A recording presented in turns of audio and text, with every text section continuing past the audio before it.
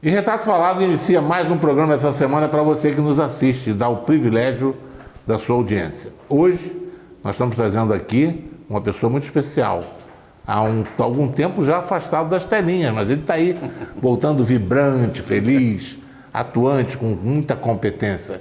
Eu falo de quem foi secretário estadual de Educação, secretário municipal de Educação, vereador, deputado estadual e todas as vezes que atuou, fez muito em benefício da população e do povo, principalmente do povo da sua terra, o povo da região serrana. Eu falo do nosso amigo Carlos Guimarães, que está aqui com a gente.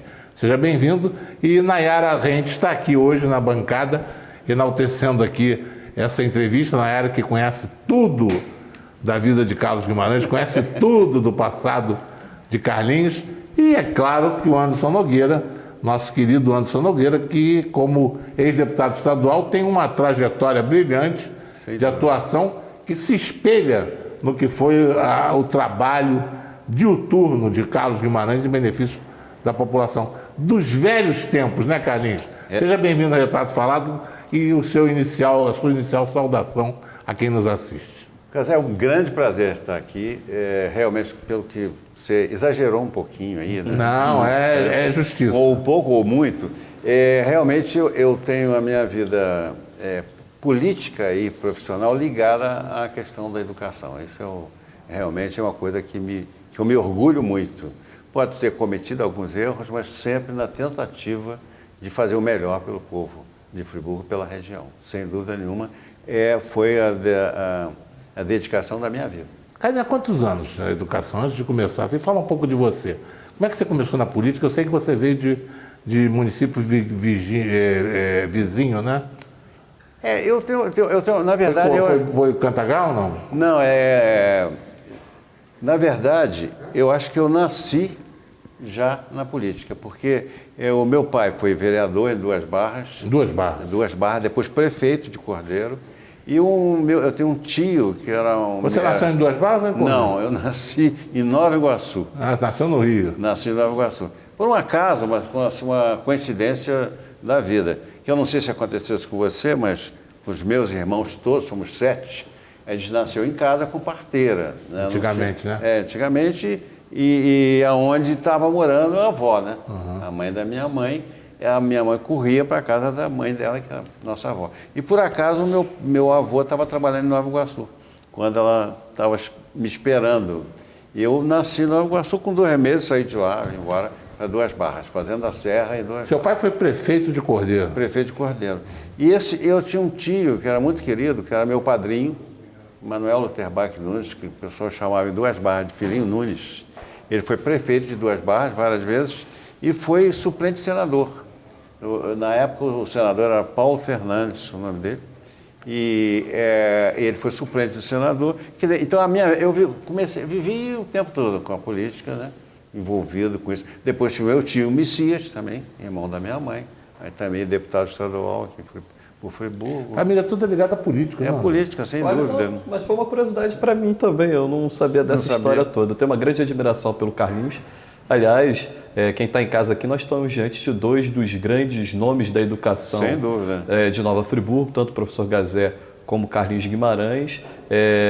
2 pessoas que tiveram e têm na vida, né, essa causa, né, como principal bandeira. Então eu fico aqui muito feliz, porque sou formado como professor também, apesar de não ter atuado diretamente em sala de aula, mas eu fico assim realmente muito feliz. Me sinto até aqui diante de 2 grandes sujeitos, né, até pequenininho aqui, e me recolho a essa pequenice. A gente protesta, você e me recolho continuidade. E me recolho a essa pequenice, né?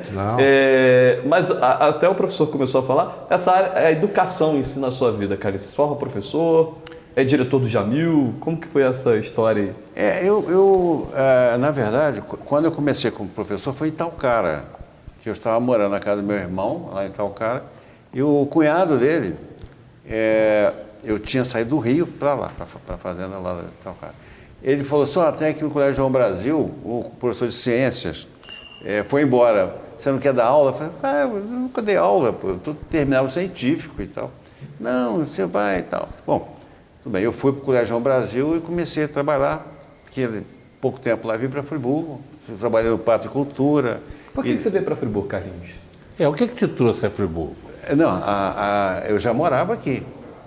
Entendeu? Quando eu estava em Talcara, deixa eu recapitular aqui rapidamente. Por que Friburgo?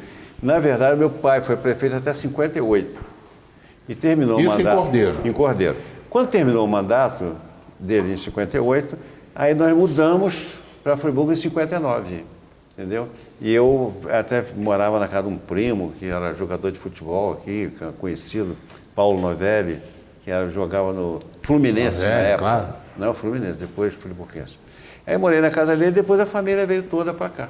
Mas eu vim para Friburgo em 59. E aí começou a minha carreira de professor. E eu trabalhei no Jamil, no Jaic, no Rui Barbosa, dei aula no Rui Barbosa, Odete Pena Muniz, depois dei aula há muito tempo no Cefel, né, e na faculdade de filosofia de Santa Doroteia. E como professor você ficou o resto da vida, né? O resto da vida. E como é que você entrou para a política? Não, a pergunta é essencial, né? A questão é a seguinte, em 1981, quando os militares dissolveram, né? Quer dizer, o MDB e a Arena, criada por eles na época, para dar aquela cara de democracia no Brasil, aí eles terminaram com o MDB e a Arena apoiando os militares e o MDB a oposição, quer dizer, vários grupos, vários segmentos da oposição no MDB. Então, quando terminou, eu fui para o PMDB, na época que eram os autênticos do MDB. O MDB se dividiu em PP, que era o Partido Popular... Porque antes era o PMDB. Não, era antes o MDB. Aí depois, quando terminou o MDB e a Arena, o grupo autêntico do MDB criou o PMDB. E o grupo mais conservador foi para o PFL, o PSD, o outro partido. Aí eu fui para o MDB com Saturnino Braga, com Vivaldo Barbosa, com Luiz Alfredo Salomão, e o PP era o grupo do Chagas Freitas, aqui no Rio. Eu me lembro, sim, você tem razão, o MDB. O M, é o D, é o B, nem preciso explicar por quê, não é isso? Isso aí é verdade, Não é isso? E a Arena era outro, Arena, vote na Arena, para o Brasil facilitar, não é assim? Eu acho que era alguma coisa assim. Vote bem, seja feliz, ninguém segura mais esse país, não é assim? É verdade, alguma coisa nesse sentido. Aí quando eu fui para lá, aí o PP do Chagas Freitas, de vários políticos do MDB mais conservadores, não conseguiu registrar. Aí eles foram todos para o PMDB. Quando eles esse grupo voltou para o PMDB, na época, aí nós saímos para o PDT. Esse PP poderia ser o PSD, né, na época, né? O Centrão. Mais ou menos, exatamente. Do Ademar de Barros, né? Porque lá, no MDB autêntico você tinha Modesto Silveira. Tinha o lado esquerdo, o lado direito e o centro. E o MDB mais chamado autêntico, tinha Modesto Silveira, tinha o Jarbas Vasconcelos, tinha outros políticos, Saturnino Braga, no Rio. O MDB tinha o Nelson Carneiro, tinha o Benjamin Fará. Mais tinha até o Nelson Jubim, Nelson, Danton e Fará. Eram os 3 candidatos a senador que eu me lembro na época, né? Aí fomos para o PDT, vamos criar o PDT. Com a volta do Brizola, você foi receber o Brizola quando voltou? Como é que foi? Não fui. Eu conheci o Brizola aqui em Friburgo, apresentado pelo Dr. Humberto Eljaic. Humberto Eljaic, né? Humberto Eljaic. E, aliás, foi uma coisa interessante, porque ele tinha 3%, né, para governador. Sandra Cavalcante com 62% das pesquisas. Sandra Cavalcante, explica para o pessoal, Sandra Cavalcante foi secretária de Desenvolvimento Social do governo Carlos Lacerda. Carlos Lacerda, exatamente. Então estamos indo longe aqui.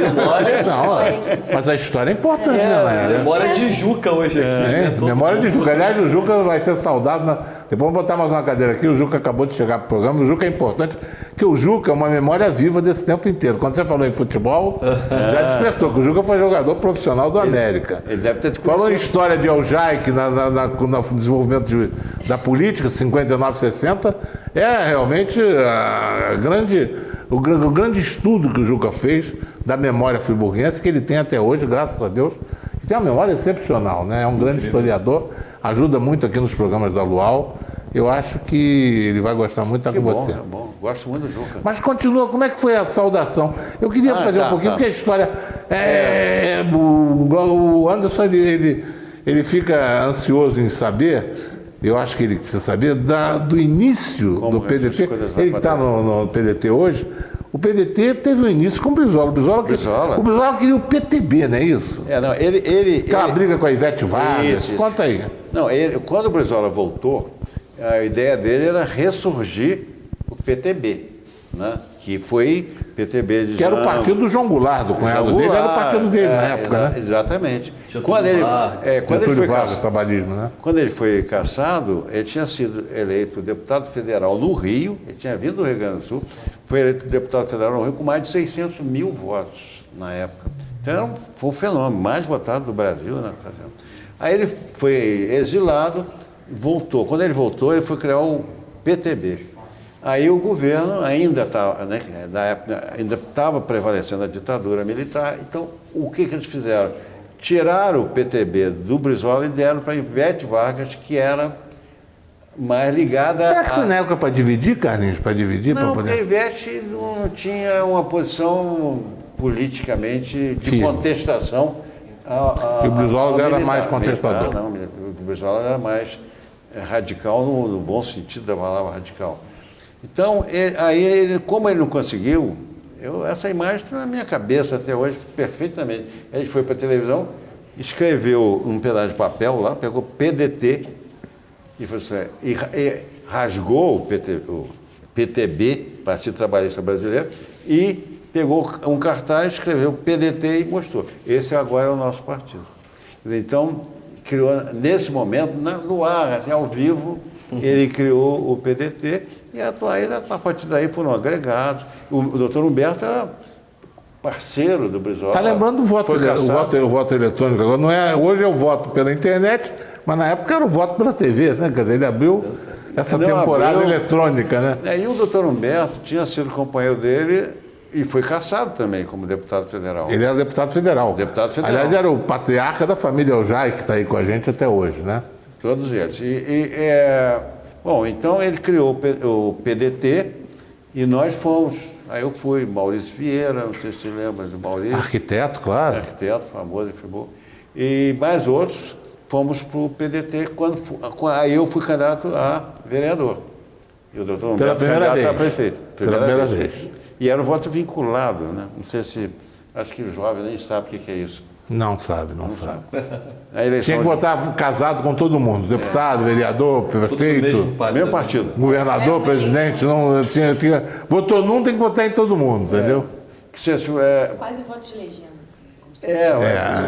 Porque eles fizeram... Era de legenda mesmo. Eles fizeram o voto vinculado porque a Arena, na época, né, representando os militares, era muito forte nas pequenas cidades, no interior, e perdia nas capitais. Então ele falou, vamos fazer um voto vinculado, porque aí vamos pegar o voto do interior, entendeu? E votar no governo. Só a título de colaboração, esse voto do interior que você diz, talvez seja comparado um pouco ao que a gente chama de coronelialismo. Ou seja, aquele voto do coronel, olha, vai votar em fulano de tal, a turma toda, pá, não é isso? Alexandre, para você ter uma ideia, Brizola foi eleito governador e o doutor Humberto, em Friburgo, teve 5% dos votos. É muito voto. Teve 5%, quer dizer, enquanto a capital estava toda com Brizola, Baixada...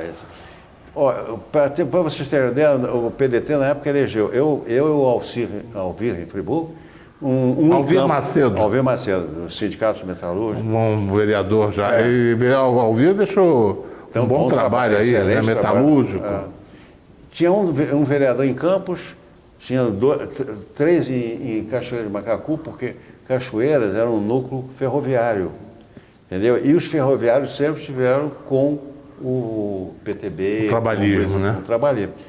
Depois, o Rio vários, Niterói vários, Petrópolis tinha um, Volta Redonda um, quer dizer, então o interior não votou. Humberto Jack teve 5% para prefeito aqui em Friburgo. Doutor Humberto teve. Primeiro candidato do PDT. Primeiro candidato. Agora, nessa época, nessa transição, você saiu do Jamil Jack, então, da direção. Você foi diretor do Jamil quanto tempo, Carlinhos?